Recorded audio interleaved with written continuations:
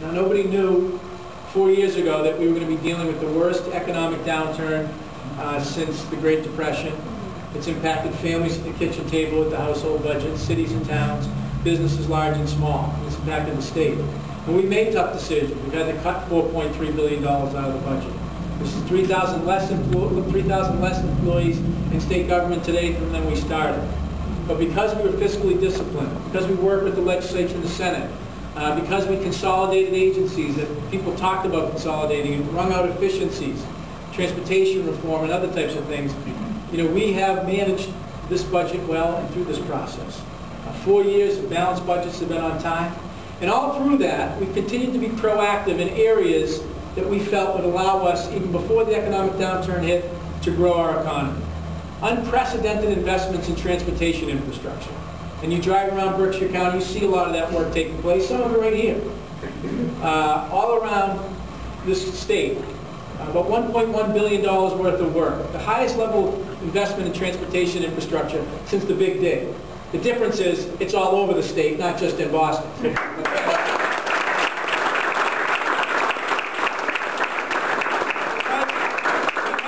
Management of the Big Dig, and one of the architects of the Big Dig financing plan now wants to be a governor. We inherited 600 structurally deficient bridges.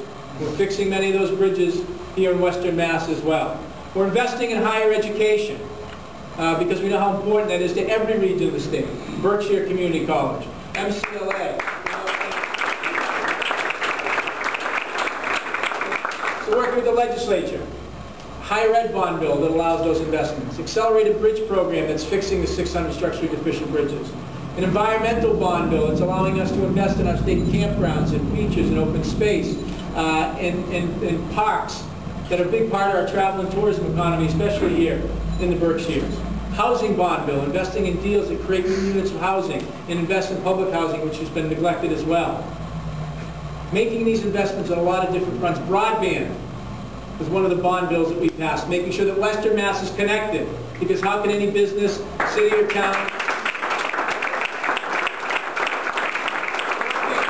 working with local chambers and businesses and institutions of Berkshire Connect and try to bring together a plan so that we're connected. And Smitty and Chris and Ben and all the legislators part of that.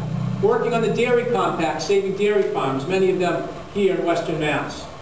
Helping those families that are working to preserve a culture and tradition that's a big part of our identity.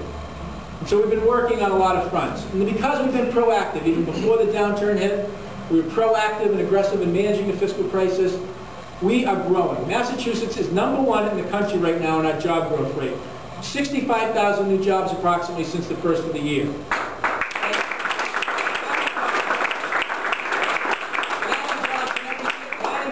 Sector of our economy, construction, manufacturing, scientific, professional services, leisure, all of those things adding, which is a sign we're on the right move. Growing jobs in clean energy, green jobs, and life sciences and biotech. And you in the Berkshires have been leading on many, embracing the renewable opportunities and helping us create that new economy. We're #1 in education, as Jim mentioned. We're #1. #1 in healthcare. #1 in taking care of our veterans.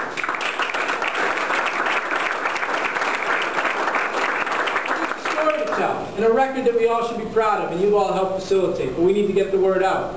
Because, you listen to some of our opponents, Mr. Baker says, they're spending like crazy. Our rate of spending, since we've been in office, is half the rate of spending it was when he was Secretary of A&M. Half of what it was.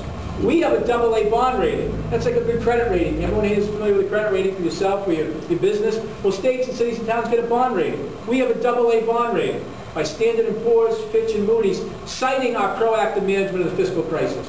When he was Secretary of A&M, under the best economic times the state has seen in a long time, they never had a AA bond rating because we've engaged in a pay-as-you-go approach and been responsible for things. And he talks about taxes being a job killer. Well, some of the taxes, he calls us raising taxes. Some of the taxes were closing loopholes that big companies weren't paying, yet elderly couples on fixed incomes were paying property taxes. We said, Verizon, Comcast are all nice companies, but the property tax exemption from the 1920s doesn't belong anymore. Everyone's got phone service. So we closed that loophole. So we've addressed some of those types of things. And we've done it in a way, as I said, that thinks about people and communities, protecting local aid, which is so important. Tom knows, being a detective here in Pittsfield, police, and fire, and library services, and public health services, public works, protecting local aid. Chapter 70, funding our schools. As the governor said, kids don't get those time back if their classrooms are 30, 40 students. So those are things we've protected. Protecting programs of vulnerable populations. Charlie Baker says he's going to cut 4,000 to 5,000 jobs out of Health and Human Services. What is the Secretariat of Health and Human Services? It's our Department of Veteran Services. It's our Elder Affairs, and I visited the Senior Center a few times here. I know what the programs that go on there and how important they are to this community and every other community across the state. He wants Health and Human Services programs, DCF, social workers that protect kids who are under threat or have been abused. Health and Human Services programs for those who are developmentally disabled, and programs that help those individuals and the families and give them respite from time to time. That's what he's saying he's going to cut. And we as Democrats believe that we have an obligation to take care of vulnerable populations, and I think most people recognize that as well. That's not going to be the first place we're going to go to cut, okay? We're going to look for efficiency and be smart, but try to make sure we've got those programs. So there is a lot at stake, and I'm going to end because you've been kind enough to come out on a Monday at lunch. You have a lot of places you could be working, but I just want to say we need your help.